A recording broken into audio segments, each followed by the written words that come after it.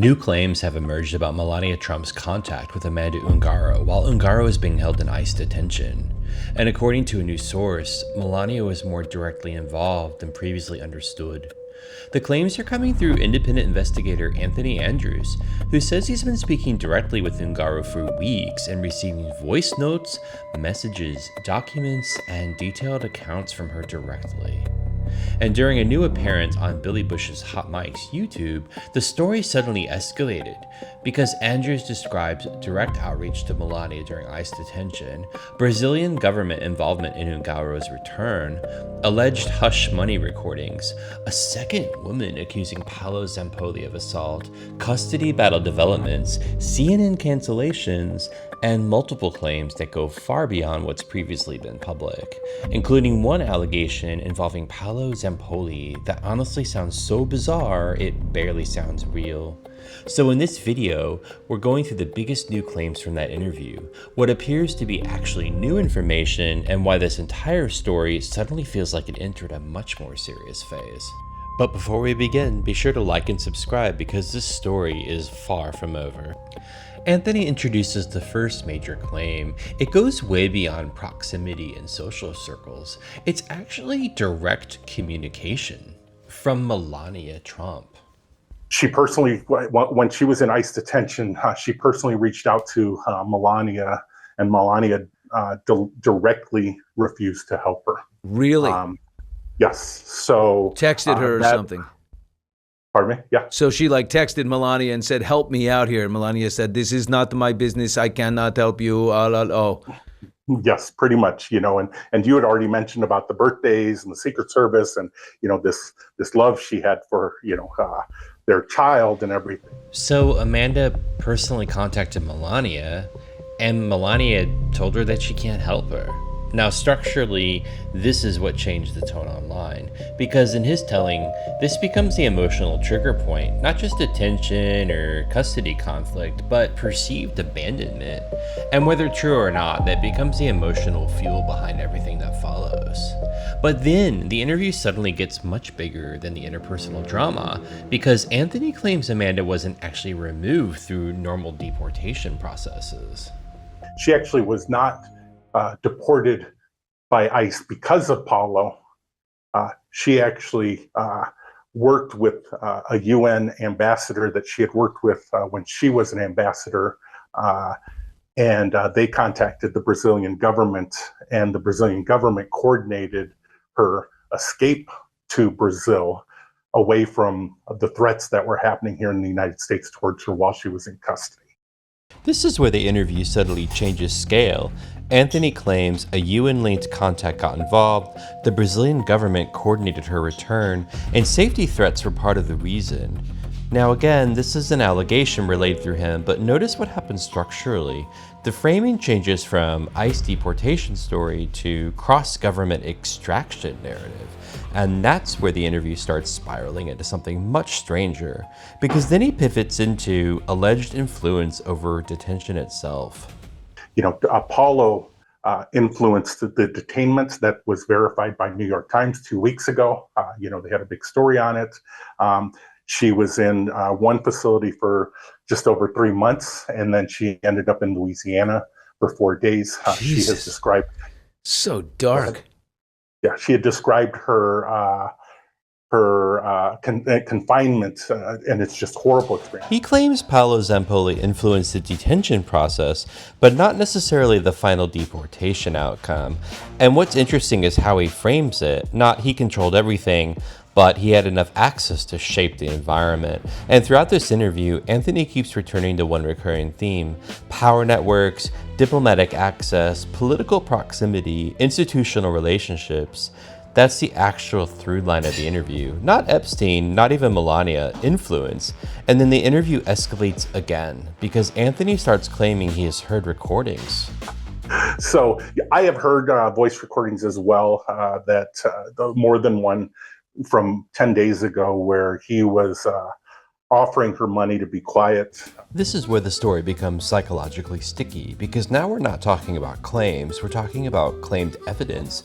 Anthony says there are recordings allegedly involving money offers, pressure, attempts to silence people, but importantly, nothing is played in the interview, which creates this weird internet age drama where the existence of evidence becomes the narrative, not the evidence itself. And right as the audience starts processing that, the interview suddenly veers into one of the strangest allegations in the entire segment. So I actually told the world how Paolo Zampolli travels throughout the world on planes and whatnot, and how he gets away with doing so while carrying cocaine.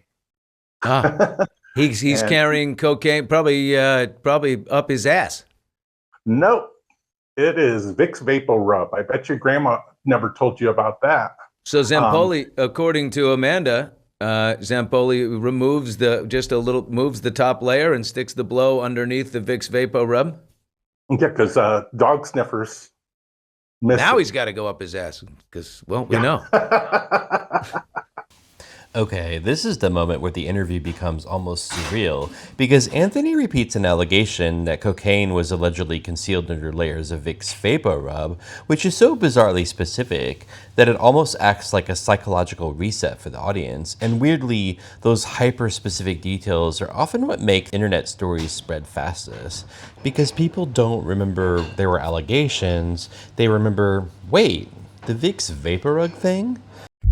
But then the interview gets darker because another accuser enters the story. Victoria Drake came out on TikTok. Who is Victoria Drake? Help me out. She is I believe she is a Norwegian originated model. She's saying she was abused by Paolo Zampolli. She allegedly was raped by Paolo Zampolli at his Gramercy Place home in October of 2023. Those were posted on Becca's TikTok and Substack, showing the picture that Victoria had taken when she was leaving the premises. She had no clothes. She had woke up. She had felt that she had been drugged, and she was bruised all over her body. And she woke up and she had no clothes, and she was told to leave. And she finally got Fabricio Pereira, Zampolli's house manager or estate manager for 30 years, to give her an oversized green sweatshirt. And then that's how she left the home. Anthony then introduces Victoria Drake, and this changes the structure of the story significantly because now it's no longer a single source narrative. He references assault allegations, alleged police involvement, alleged FBI involvement, photos, documentation. Again, these are allegations discussed in the interview, not verified facts, but from a narrative perspective, this is where the story evolves from custody plus deportation conflict into potential pattern allegations. And immediately after that, he introduces a domestic incident involving Amanda and Paolo's son, Giovanni. And I posted a video that she shared with me of the entryway to the Gramercy Park Place back on Memorial Day in 2024, when Giovanni was packed and trying to go back to school. He goes to a private school, I believe in England, and Zampolli attacked him that morning and accused him of various things. And I have texts that show exactly what was going on. And Giovanni was going to call the police. Instead, Paolo called the police. The video shows an officer in the entryway. It shows Gio's luggage sitting there, and it shows Paolo Zampolli sitting in the corner, just kind of, waiting. Amanda told me that... It's a very short video, but I see it. Yeah. Amanda told me she also... Yes. Yeah. She had to call a friend to come and help Giovanni get to the airport at that point after that incident. And the police just kind of blew it all off, from what she says, because Paolo used, his charm, so to say, and his... supposed immunity as an ambassador, and also gave them a gold coin, which I actually posted last night too as evidence. It was not an actual real gold coin, but I think, he conned them into thinking it was, and they took it. I have a picture of the coin that Amanda found. So yeah, there's a whole lot to this, and a lot of people Jesus. don't understand. Amanda shared video with Anthony from the Gramercy residence, packed luggage, police present, their son Giovanni allegedly preparing to leave for school. He says Giovanni wanted to call police, but Paolo allegedly called first, and this becomes another recurring motif in the interview, the idea that Paolo uses his influence to change outcomes before situations fully develop. Whether viewers believe any of this or not, that is clearly the theme Anthony is building. And finally, the interview pivots towards media itself. She canceled the CNN appearance today, so wipe that off your calendars, folks. Amanda is not going to be talking. Why did she cancel it? Do you know? So earlier in the weekend, when she told me she was going to be on CNN on Monday, I posted it. As you know, CNN reached out to her. They were mad because I did that. She told them too bad. She said, it's just, this is my story, not yours. And I am going to be transparent. And I'm, as a messenger. So they canceled her. No, she canceled it. She said, canceled I'm not, they wanted to move it to Tuesday, which I was told. And then she said, nope, I'm not doing it anymore. Then comes the CNN twist. Anthony says Amanda was scheduled to appear, but canceled herself. And according to him, the disagreement was over control, transparency, who gets to release information, and when. He also claims portions of another interview discussing Melania were omitted entirely. So by the end of this interview, the narrative isn't just politics, or allegations, or custody. It becomes institutions, intermediaries, influence, and information control. And once a story reaches that phase, it usually means we're not at the end of it. We're at the beginning of a much messier chapter. To get the full story from the very beginning, be sure to watch the Amanda Ungaro playlist and the Melania Missing Years video linked here. And don't forget to like and subscribe.